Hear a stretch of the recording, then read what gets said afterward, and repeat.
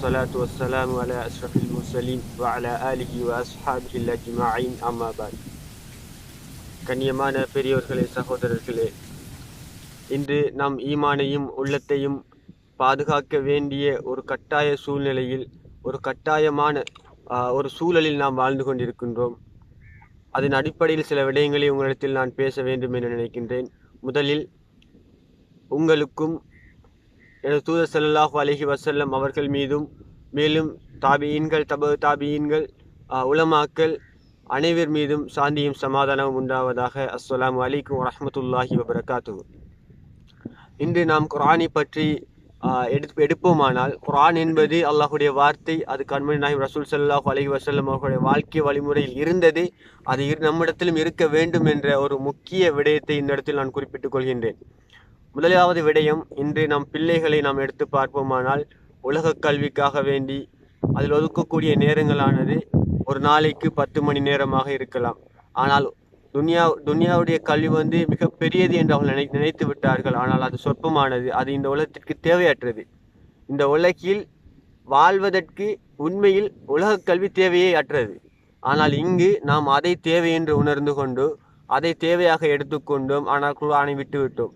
குர்ஆனுடைய மகிமை, குர்ஆனுடைய மகத்துவம், குர்ஆனுடைய தோற்றம், ஒளி வேட்பாடு, இது அனைத்தும் எம் இடத்தில் யாரிடத்திலும் காணப்படுவதில்லை. இன்று குர்ஆனை யூதர்கள் கேவலப்படுத்தி கொண்டிருக்கின்றார்கள்.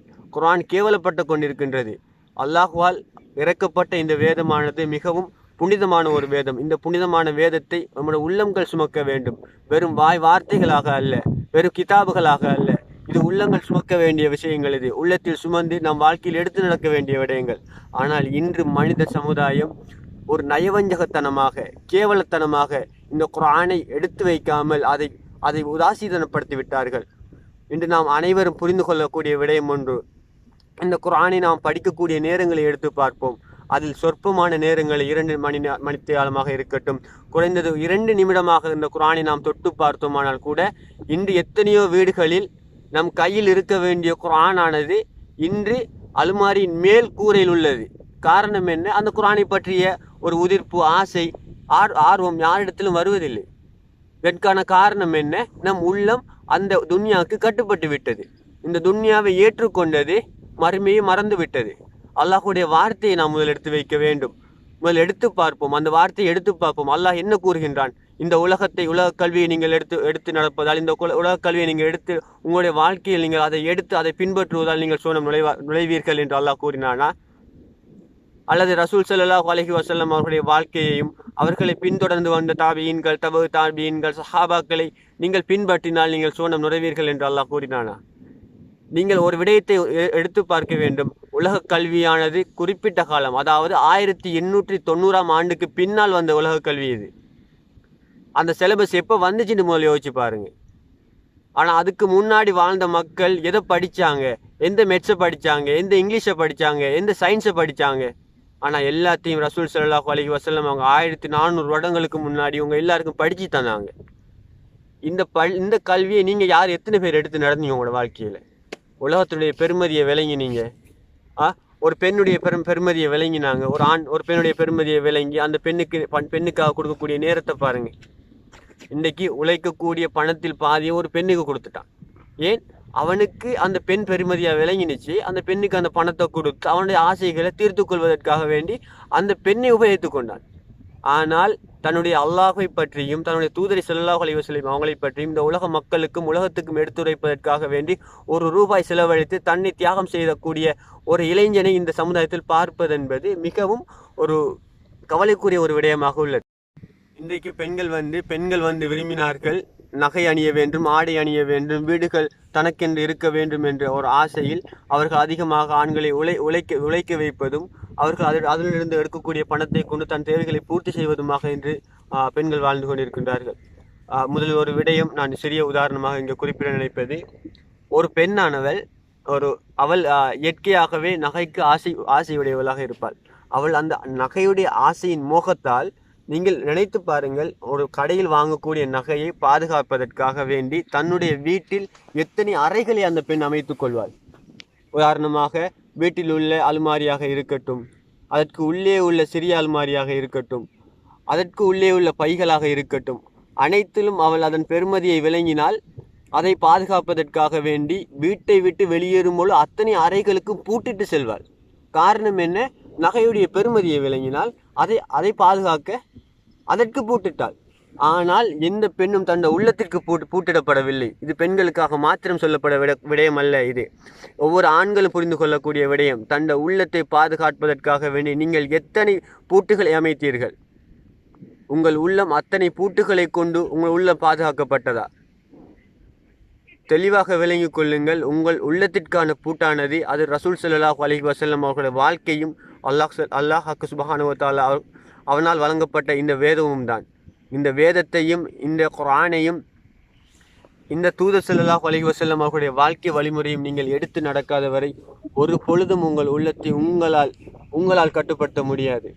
நீங்கள் உள்ளத்திற்கு உங்களுடைய நப்சுக்கு எந்த அளவு கேவலத்தை உண்டாக்குகிறீர்கள் என்றால் அது ஷைத்தானியத்தனமாக இருந்து கொண்டிருக்கின்றது.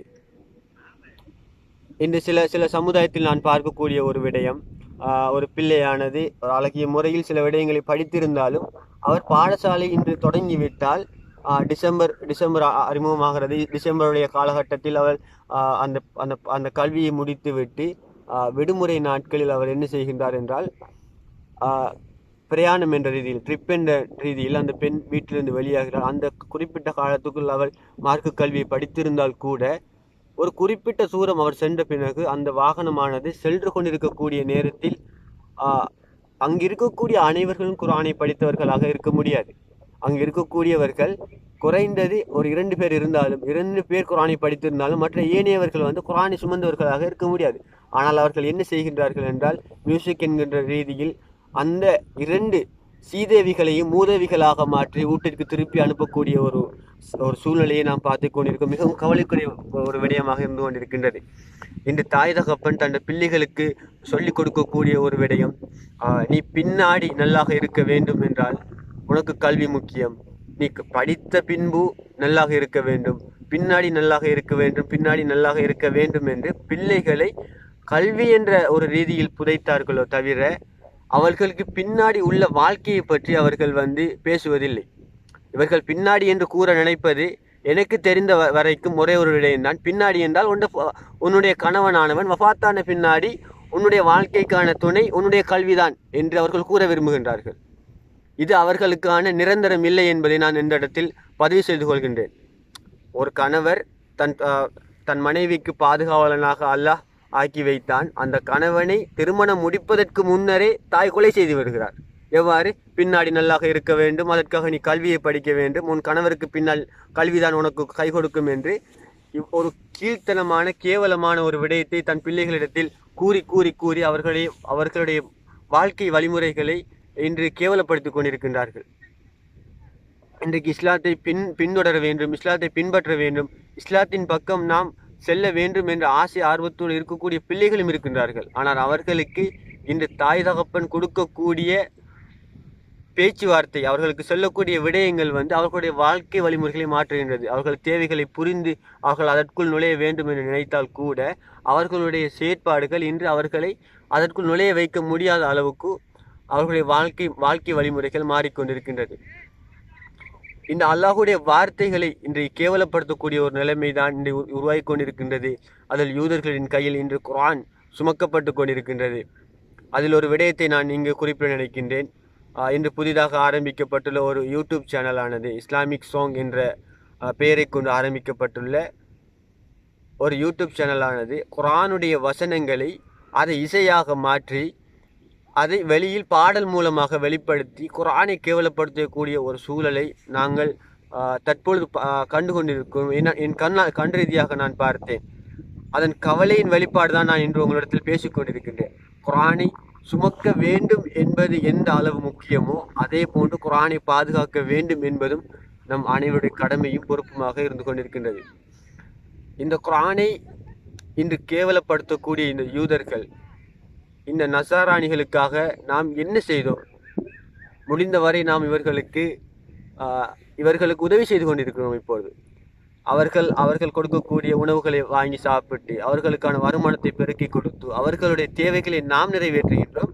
ஆனால் அவர்கள் அதை எடுத்துக்கொண்டு நம்மளை கேவலப்படுத்துகின்றார்கள்.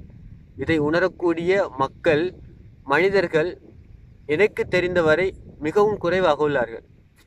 உங்களுடைய பிள்ளைகளின் வாழ்வாதாரத்தை முதல் நினைத்து பாருங்கள்.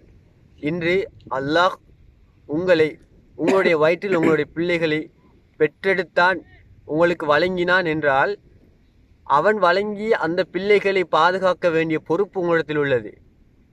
ஒருத்தர் ஒரு பொருளை உங்களிடத்தில் அமானிதமாக கொடுத்தால் அவர் எவ்வாறு கொடுத்தாரோ அதே போன்று நீங்கள் அதை திருப்பி கொடுக்க வேண்டும். இன்று நீங்கள் உங்களுக்கு வழங்கப்பட்ட புனிதமான பிள்ளைகளை நீங்கள் கேவலப்படுத்தி அந்த பிள்ளைகளை கேவலமான முறையில் கபரிடத்தில் கொண்டு சேர்க்கின்றீர்கள்.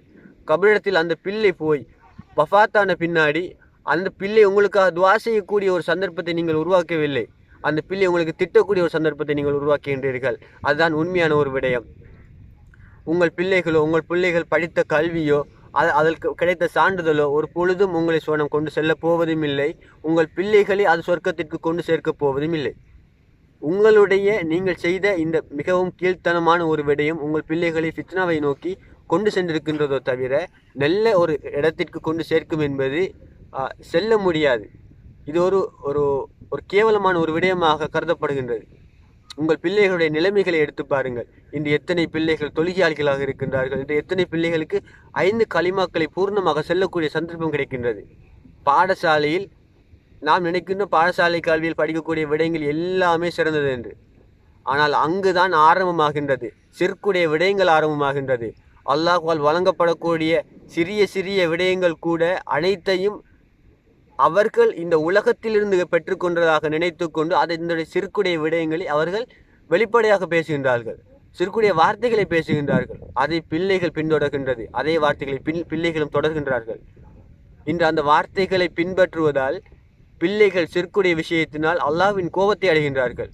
இதற்கான ஒட்டுமொத்த பொறுப்பும் தாய் தகப்பன் மாத்திரம்தான். ஏனென்றால் இந்த தாய் தகப்பன் தான் அதற்கான பதிலை கூற வேண்டிய ஒரு சூழ்நிலையில் உள்ளார்கள்.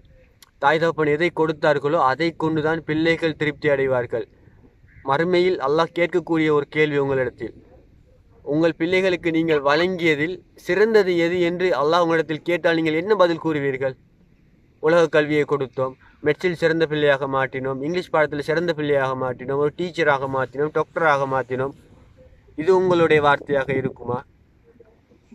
இந்த வார்த்தை எந்த இடத்திலும் எந்த விதத்திலும் பெருமதியாக இருக்க முடியாது.